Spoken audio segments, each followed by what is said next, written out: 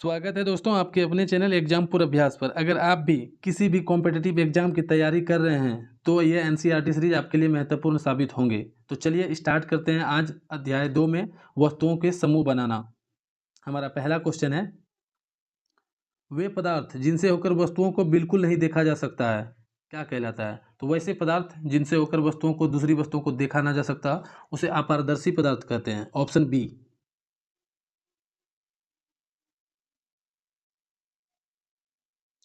लोहे की छड़ में चमक होती है लेकिन उसे हवा में छोड़ने पर वह धुंधली क्यों हो जाती है? तो लोहे की छड़ में जो होती है ना वो चमक होती है लेकिन उसे हवा में छोड़ने पर वह धुंधली हो जाती है। वह इसलिए हो जाती है क्योंकि वह ऑक्सीजन से और नमी जो होती है वायु की नमी उनसे अभिक्रिया करके उसमें जंग लग जाता है जिसके कारण छोड़ने पर वह धुंधली हो जाती है, जिसके कारण उसे हवा में छोड़ने पर वह धुंधली दिखाई देती है। Option B. निम्नलिखित में कौन सा पदार्थ पानी में तैरता है? तो पानी में वैसे पदार्थ तैरता है जिनका कि पानी के घनत्व से उनका घनत्व कम होता है। जैसे सूखी पत्ती में इनका जो घनत्व होता है कम होता है जिसके कारण यह जल में तैरने लगती है। पारभासी। पारभासी सामग्री का सही चयन करें। तो पारभासी सामग्री उसे कहते हैं जिसमें हम हल्की मात्रा में देख सकते हैं, पूरी तरह से नहीं देख सकते हैं। जैसे चिकना या तेल लगा हुआ कागज बोल सकते हैं। इसे अर्ध पारदर्शी भी बोलते हैं। चीनी पानी में घुल जाती है इसलिए इसे क्या कहते हैं? चीनी पानी में घुल जाती है इसलिए इसे विलेय कहते हैं। विलेय पूरी तरह से घुल जाती है।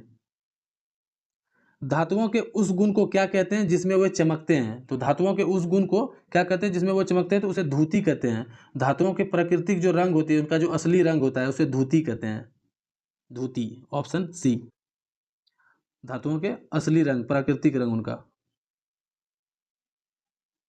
इनमें कौन सी वस्तुएं कठोर है? तो इनमें जो कठोर वस्तुएं हैं वह लोहा है। Option C. निम्नलिखित में से कौन सा द्रव्य पानी में पूरी तरह से घुल जाता है? तो सिरका जो है यह पानी में पूरी तरह से घुल जाता है।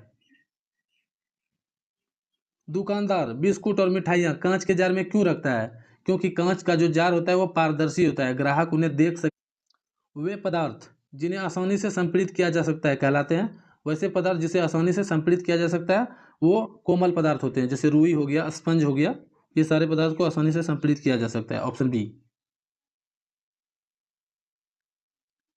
निम्नलिखित में कौन सा पदार्थ जल में अविलेय है? तो चौक पाउडर जो है यह जल में अविलेय है। यह पानी के तली में नीचे बैठ जाते हैं, यह घुलनशील नहीं है जल में।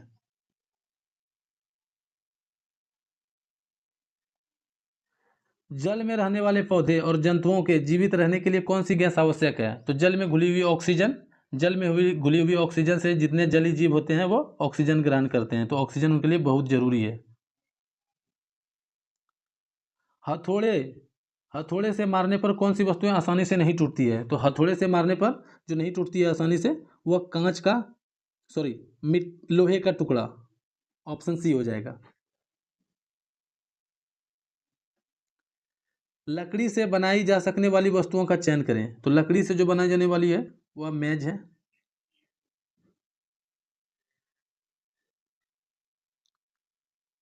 कौन सा गुण धातुओं का नहीं है?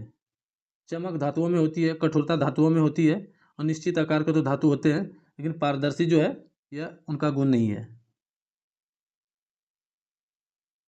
विलेयता गुण का उपयोग किसमें किया जाता है? तो विलेयता गुण का जो उपयोग किया जाता है वह शरबत बनाने में। इसमें चीनी और पानी का घोल जो है पूरी तरह से मिल जाता है।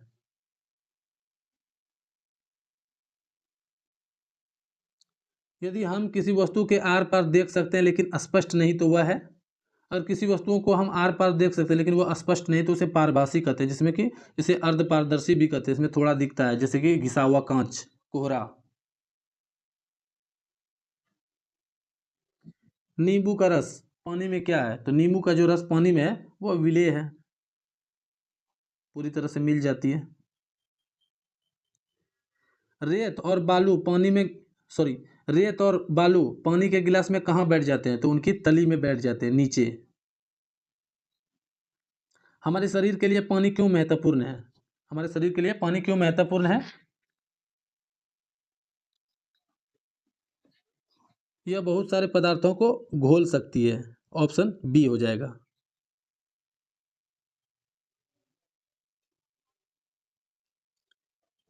निम्नलिखित में कौन सा युग्म गलत है? तो तेल लगा हुआ कागज जो होता है वह अपारदर्शी होता है या अर्धपारदर्शी होता है, सॉरी, तेल लगा हुआ कागज जो होता है पारभासी या अर्धपारदर्शी होता है या पूरी तरह से पारदर्शी नहीं होता है, इसलिए यही गलत हो जाएगा, ऑप्शन सी।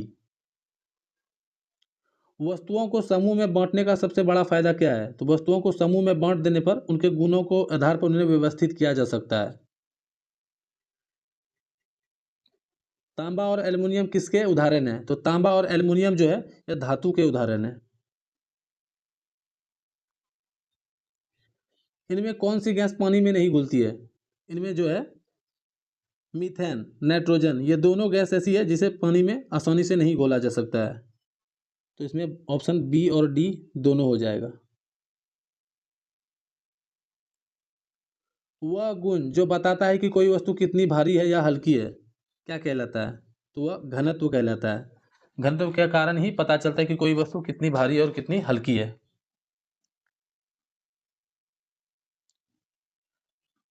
कंचों को किस समूह में रखेंगे? तो कंचे जो होते हैं वो कठोर भी होते हैं और पारदर्शी भी होते हैं, ऑप्शन सी। लोहे पर जंग लगने से उसकी क्या कम हो जाती है? तो लोहे पर जंग लगने से उनकी चमक कम हो जाती है, फीकी पड़ जाती है। निम्नलिखित में से कौन सा चमकदार पदार्थ है? निम्नलिखित में कौन सा चमकदार पदार्थ है? तो स्टील का चम्मच जो है वह चमकदार पदार्थ है। पानी में शहद डालने पर क्या होता है? पानी में शहद डालने से वह पूरी तरह से घुल जाती है, पूरी तरह से मिल जाती है।